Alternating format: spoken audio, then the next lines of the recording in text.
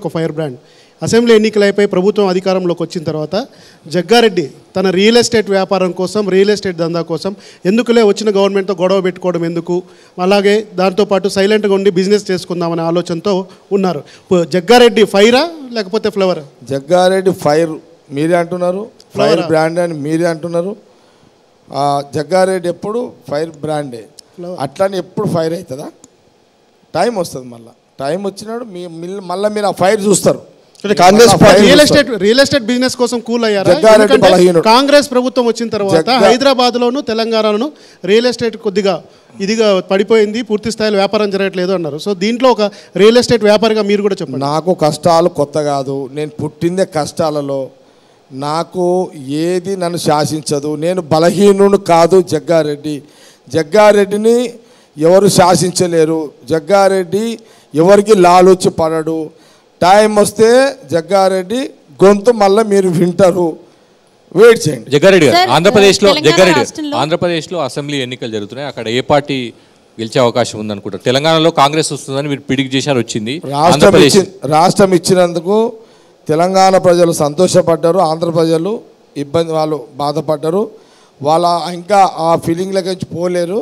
కానీ నేనేమనుకుంటే ఆంధ్రప్రదేశ్ ప్రజలకు మరి ఆ ప్రజలకు జరిగిన సరే కలవాలని అనుకున్నాం, ఓకే. నేను కూడా అన్నా అందరం కలిసి ఉండాలని చెప్పిన, జరగలేదు, అయిపోయింది, కొన్ని కారణాల వల్ల అయిపోయింది.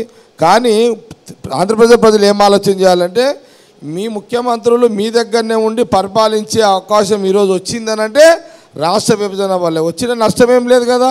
మీ ముఖ్యమంత్రి ఏ పార్టీ ముఖ్యమంత్రి అని ఉండని మీ దగ్గరనే ఉంటుంది కదా, మీ జిల్లాలో తిరుగుతున్న ఉమ్మడి రాష్ట్ర ముఖ్యమంత్రి ఇంకా పూర్తిగా తెలియని పరిస్థితి. ఎందుకంటే పెద్ద రాష్ట్రం, ఈ చిన్న రాష్ట్రం తర్వాత ఆంధ్రప్రదేశ్లో ముఖ్యమంత్రులు ప్రజల మధ్యలో తిరుగుతున్నారంటే అది సోనియా గాంధీ, రాహుల్ గాంధీ ఈ రాష్ట్రం ఇచ్చిన భాగంలోనే ప్రజలకు సర్వీస్ ఇస్తున్నది.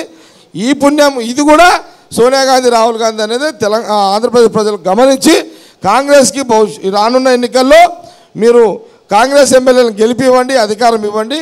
తప్పకుండా రానున్న కాలంలో ఈ ఎలక్షన్లో మా ఆశ రాహుల్ గాంధీ గారు ప్రధానమంత్రి అవుతారు, దానికి కావాలని అవుతారు అని మా విశ్వాసం.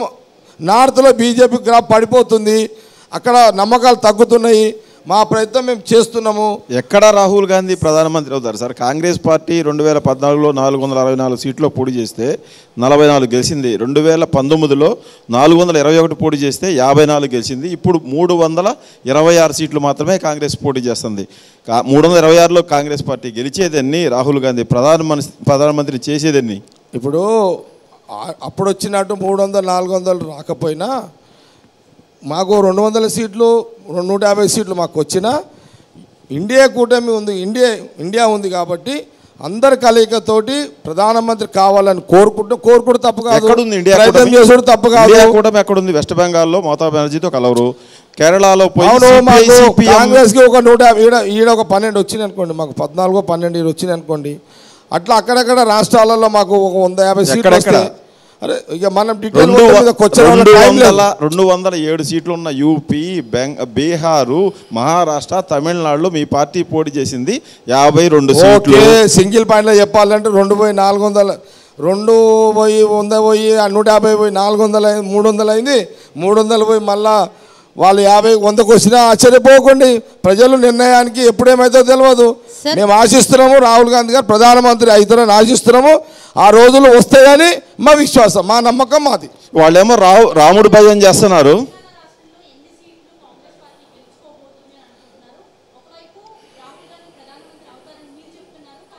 నిన్న రాజస్థాన్లో మోడీ ప్రధాని మాట్లాడుతూ ఒకవేళ కాంగ్రెస్ గెలిస్తే సంపద అంతా ఒక వర్గానికే దక్కుతుంది అని చెప్తున్నారు. ప్రధానమంత్రి హోదాలో మతాన్ని రెచ్చగొట్టే స్థాయికి దిగజారడం ఇంతకంటే దురదృష్టమైన పరిస్థితి దేశంలో రావద్దు.